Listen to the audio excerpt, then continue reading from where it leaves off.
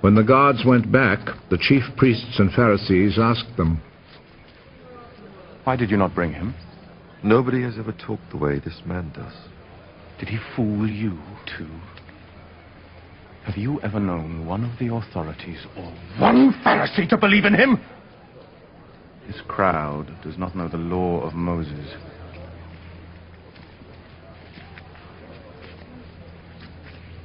So they are under God's curse.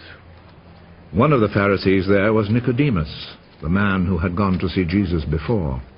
According to our law, we cannot condemn people before hearing them and finding out what they have done. Well, are you also from Galilee?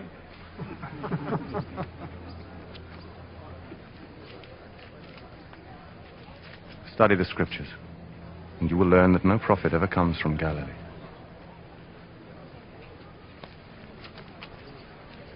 Then everyone went home, but Jesus went to the Mount of Olives.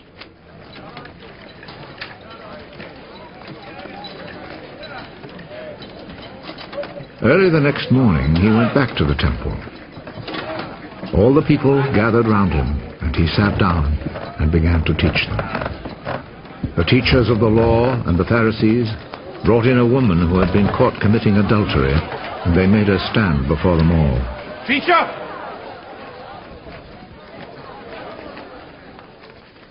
This woman was caught in the very act of committing adultery.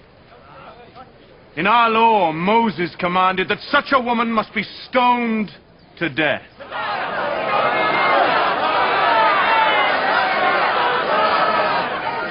Now, what do you say? They said this to trap Jesus so that they could accuse him. But he bent over and wrote on the ground with his finger.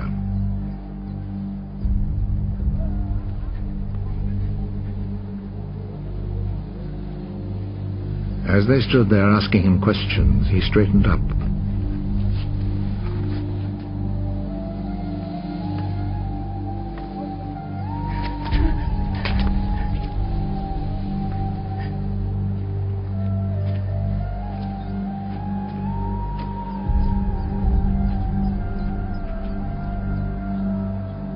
Whichever one of you has committed no sin may throw the first stone at her.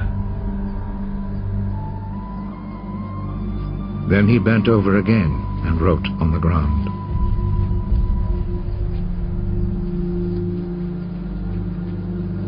When they heard this, they all left, one by one, the older ones first.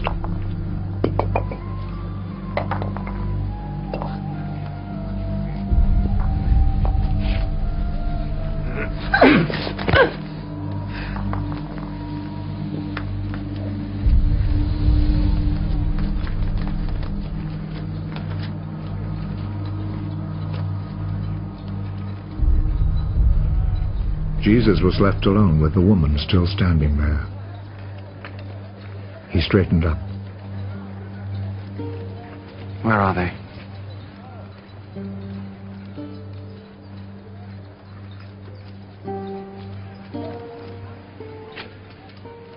Is there no one left to condemn you? No one, sir. Well then,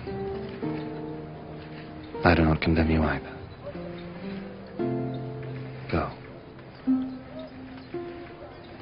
But do not sin again.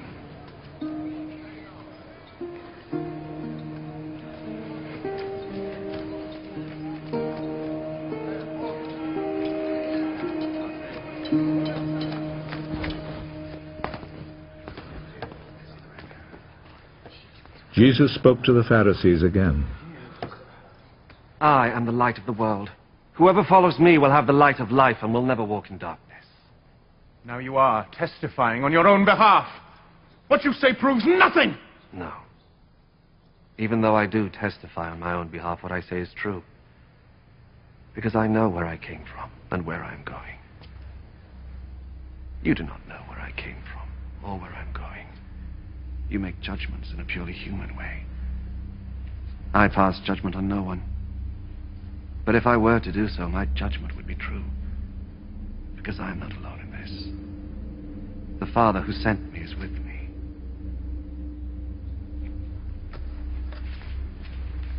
It is written in your law that when two witnesses agree, what they say is true.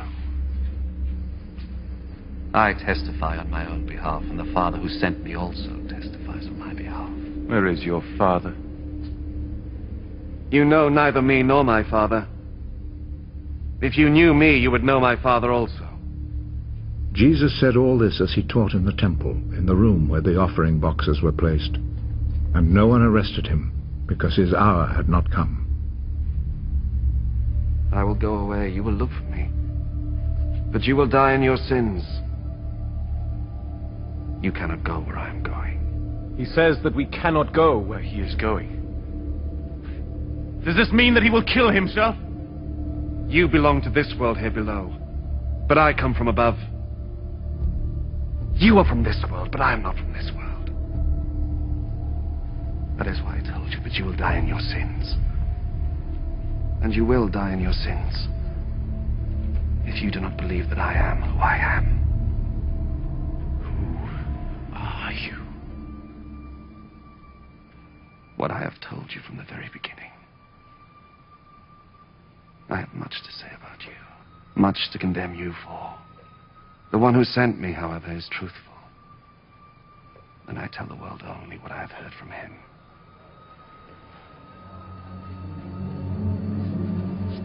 They did not understand that Jesus was talking to them about the Father. When you lift up the Son of Man, you will know that I am who I am. Then you will know that I do nothing on my own authority, that I say only what the Father has instructed me to say. And he who sent me is with me. He has not left me alone, because I always do what pleases him. Many who heard Jesus say these things believed in him.